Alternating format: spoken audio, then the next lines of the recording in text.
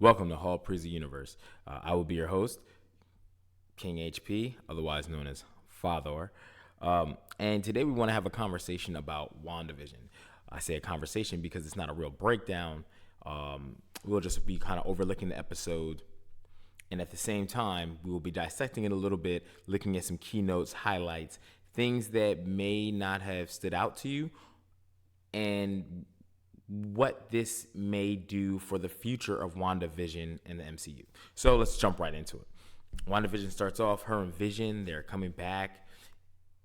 They're newlyweds. They're married and they're living a happy life in what appears to be around the 1950s. Black and white setup, even from the hairstyles to the clothing, the manner in which the show is shot.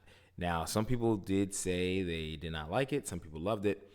But cinematically, they were going for that. Now, keep in mind what's going on in WandaVision, okay? We don't know much. We just know that Wanda has this kind of reality going, right? And we don't know if she's being manipulated yet, or is this something that she is all out doing, or is she in somebody else's reality and doesn't even know it? So those things will be uncovered as we get deeper into the episodes and deeper into the MCU. Now, as we talk about little things, right? Power seemed to be intact. Now, this is a big deal because the last time we saw Vision, he died twice, right? Vision didn't get killed once. Wanda killed him. Unfortunately, she had to. She had to destroy the Mind Stone. But let's be real, Vision was a goner. But then Thanos brought him back. That was the big homie. He brought him back. I don't know if you saw that. He told him there wasn't no time to mourn, and there was no more time. And then he took the Mind Stone, plucked it, oh man, right out of Vision's head, right? So that was the last time we saw Vision. We didn't see Vision in Endgame, and we only really got a reference to Vision as Wanda alluded to that, hey, you took everything from me. And this Thanos from 2014, a past version of himself, didn't know Wanda yet, never met her, hadn't had a run-in with her, so he didn't know what she was talking about. But the funny thing we talk about these memories is in this current state, Wanda and Vision have no memory of anything, and they appear not to. There is slight, maybe it's a reach, but there is slight reference made as they're in the kitchen, and Wanda is doing the dishes with her abilities, her chaos magic, as you may call it from the comics. But she's doing the dishes. She hits Vision with a dish by accident, right? Vision walks into the dish. She's not paying attention. He makes a reference to my wife and her flying saucers, which could be a callback to Infinity War, where all the alien invaders came to Earth. So maybe it's the fact that, he knows there's flying saucers, aliens. That's what they called them in the 50s, right? And then the first thing Wanda responds back to is the fact that my husband with the indestructible head, which we obviously know that's not the case, right?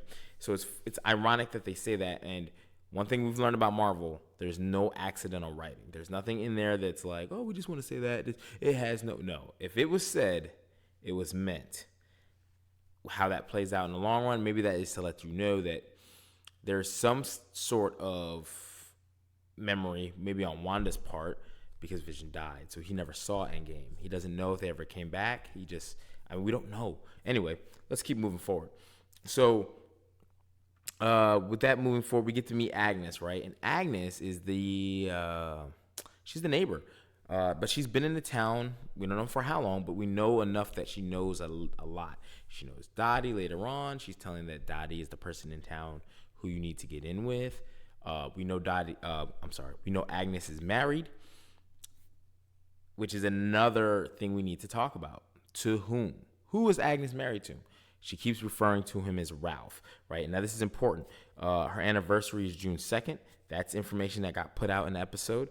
And we know that she was married several times through the reference in the talent show. And there's just little things like that. My mother-in-law was in town, so I wasn't in town, right? So those type of things, right? And when you look at the comic and you get a little referencey, you look at Agnetha Harkness, who is a witch, Salem witch trials, and we gotta love how Marvel takes some real life events, mixes it with their so it gives you a little like, yeah, I know all about that, right? You can tell a story without having to tell it. Hey, she was one of the original witches from the Salem witch trials. You go Salem witch trials.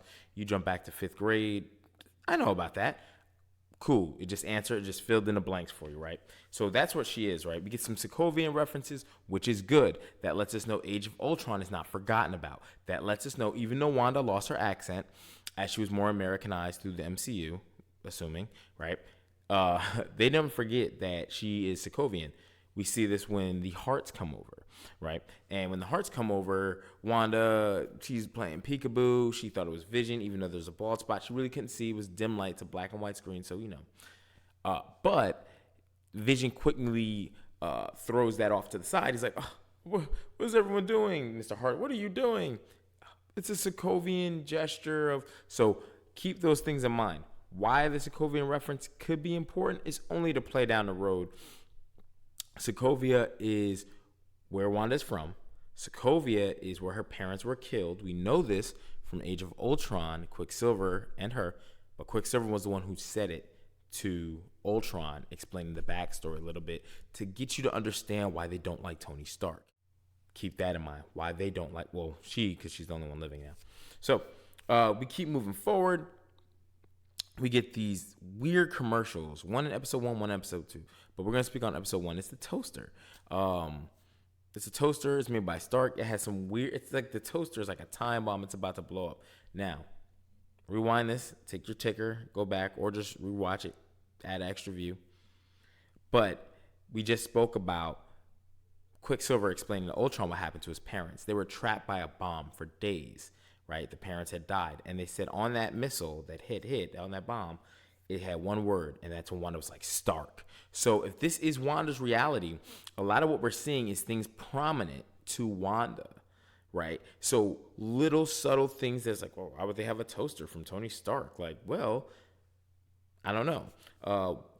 In a brief run forward, keep a track of who is in these commercials. Those are things you got to look at.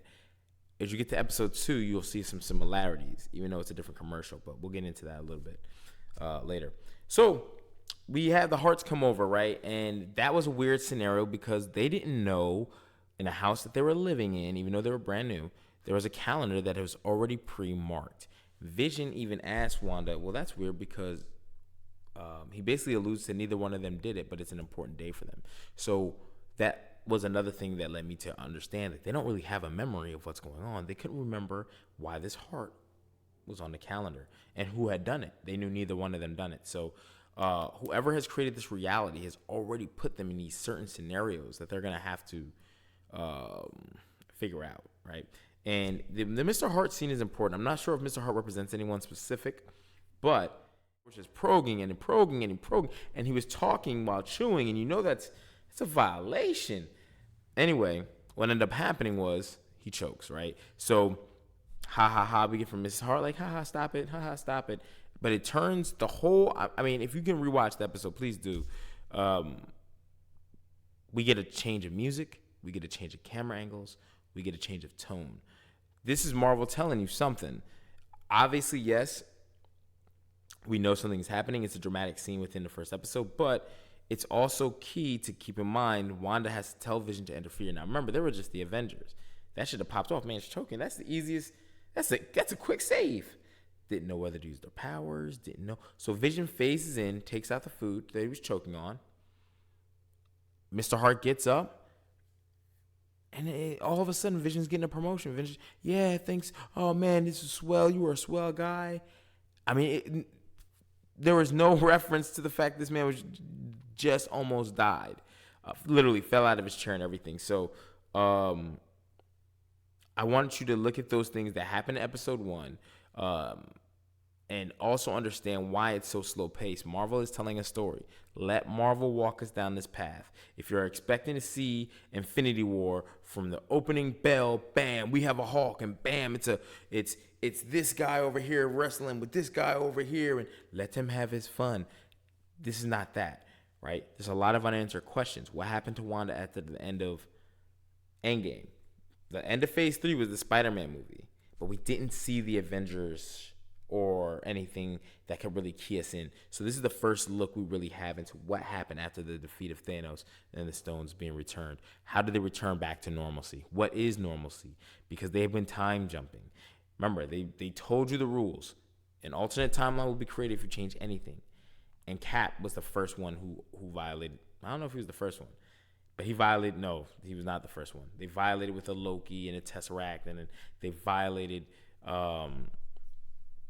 They violated with Captain America meeting himself and having a fight on the bridge. That's another thing that really doesn't get talked about with the timelines, because when he wakes up, he's gonna have to say he fought Loki, but Loki never, Loki vanished. They had Loki, so I saw Captain America. So there's gonna be these questions, timelines. Nothing happens in MCU by accident, and then there's always the timeline of 2014 Thanos never returning, and so there's these things, and then Cap wanting to stay and have his dance with Peggy and the future they made. So what is the current state of the MCU? It should be the year 2023 according to how Endgame had it, because it was a 5-year jump, and the timeline from where they were at was 2018. 5-year jump puts them in 2023. So we're gonna kind of cut it there. Oh no, I apologize. As the episode ends, this is probably one of the most important pieces, right? It goes into this I Love Lucy. It's not a Bewitched. It's not Bewitched. More like I Love Lucy, because it's like the black and white. But there's someone watching this as if you were watching me currently. He's got a TV. He's got a pamphlet. It's got a circle with a sword, right? And we've learned about what sword is. Okay, so with that being said, sword, I'm not sure what is it. Please drop it down in the comments if you can get what it is in the MCU. But we have it as a sentient weapon observation and response division, right? So it might be sentient world observation. That's what I thought it was, but because sword was more based out in space, and it still might be that way, and they just might call it sentient weapon, meaning any living weapon. Like we saw what happened when Thanos came through. So it's not about just world watching here, where it could be an earthly being, it could be a intergalactic threat. It could be anything that we deem if we have the information. But we do know sword is more outside of, it basically is for bigger threats, right? Where Shield was, it got compromised by Hydra. This is the elevated. But if you go back and you watch the notes on the end credit scene in Spider-Man 2 Far From Home, we see Nick Fury at the end after Talos is on Earth impersonating Nick Fury, and I can't remember her name, but Maria Hill is being impersonated as well. We see Nick Fury in some sort of space station. Look in the background, pause it, and you'll notice there's scrolls back there. Right? So I'm not sure if there's another Skrull impersonating Nick Fury and Nick Fury's just nowhere in the picture, or that was the real Nick Fury and he's working with Skrulls because they have intergalactic information, as they know the Kree is still lurking because Captain Marvel made a threat at the end of her movie. So I don't want to go into all that because that is another video for another day. But that's basically pretty much episode 1. That's pretty much what you get. Tell me what you think and your thoughts below. I'm King HP, aka Father, and I'm signing out. Remember to click the like and also subscribe. And we'll see you later. This is Hall Praise the Universe. Thanks for the support.